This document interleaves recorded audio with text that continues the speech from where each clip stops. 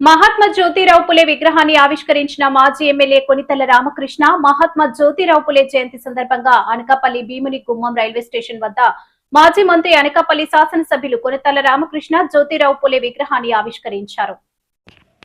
ఏపీయూఎఫ్ఐడిసి chairman Peela Govinda Satyanarayana, housing corporation chairman Battula Tatayya Babu పాల్గొన్నారు. రాష్ట్ర SC corporation director Sabbavarapu Ganesh ఆధ్వర్యంలో పూలే విగ్రహ ఆవిష్కరణలో భాగంగా పూలే విగ్రహానికి పూలమాల వేసి రామకృష్ణ నివాళులర్పించారు. అనంతరం కేక్ను కట్ చేసి పిల్లలకి అందించారు. ఈ సందర్భంగా రామకృష్ణ మాట్లాడుతూ, మహాత్మా జ్యోతిరావు పూలే భారతదేశంలో మహిళా విద్య, కుల నిర్మూలన, అణగారిన వర్గాల హక్కుల కోసం పోరాడిన గొప్ప సంఘ సంస్కర్త. మహారాష్ట్రకు చెందిన ఈయన భార్య సావిత్రిబాయి పూలేతో కలిసి పూణేలో బాలికల కోసం మొదటి పాఠశాలను స్థాపించారన్నారు.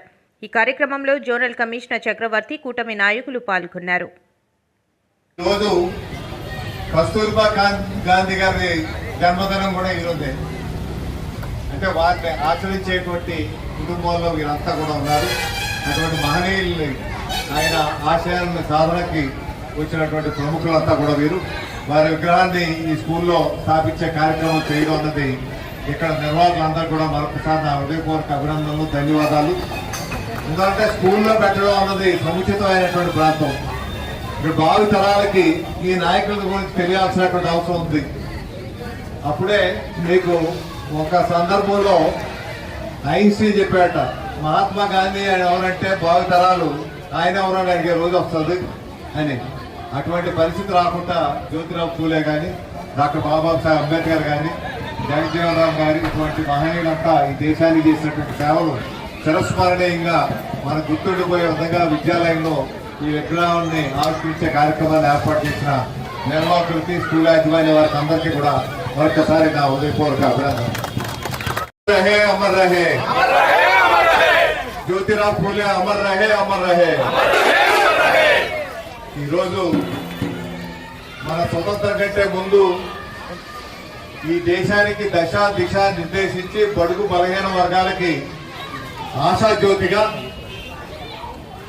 ఆనాడు సాంఘిక సంస్కరణల పోరాటం చేయడమే కాకుండా బలహీన దళిత వర్గాలకి, ముఖ్యంగా ఆడపిల్లలకి చదువు ఉండాలి, సాంఘిక దురాచారంగా చదువుకోవడం ఒక నేరంగా, పాపంగా పరిగణించేటువంటి రోజుల్లో మొట్టమొదటి స్కూల్ స్థాపించి, ఆడపిల్లలకు ప్రత్యేకమైనటువంటి స్కూల్ స్థాపించి సావిత్రి పూలే మొట్టమొదటి దేశంలో ఒక మహిళా ఉపాధ్యాయురాలిగా పేరు పొందినటువంటి విషయం అందరికీ తెలుసు.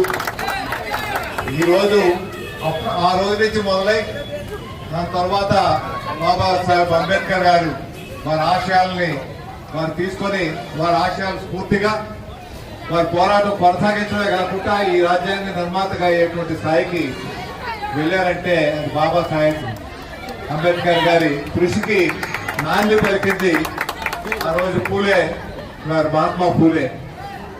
ఆ రోజుల్లో అంటే ఇప్పటికి 200 సంవత్సరాలు అయింది. అంటే 200 సంవత్సరాలు దిగువన పరిస్థితి ఎలా ఉంటుంది అన్నది మనం ఊహించడం కూడా కష్టం. అసలు పూలే స్కూల్కి వెళ్తే స్కూల్లో చదవడానికి వీలేదని పైకి గెంటు వేయబడ్డాడు అగ్ర కులాల ద్వారా అప్పుడు ఉన్న పరిస్థితుల్లో. అదృష్టవశాత్తు ఒక స్కాటిష్ స్కూల్ ఒకటి ఉండేది పూణేలో. ఆ స్కూల్లో చదువుకొని పెద్ద విద్యావంతుడై ఒక సంస్కరణ తీసుకొచ్చి దేశంలో నాంది పలికినటువంటి మహనీయుడు. అందుకే మహాత్మా అని చెప్పి మొట్టమొదటగా ఈ దేశంలో మహాత్ముడు ఎవరంటే జ్యోతిరావు పూలే.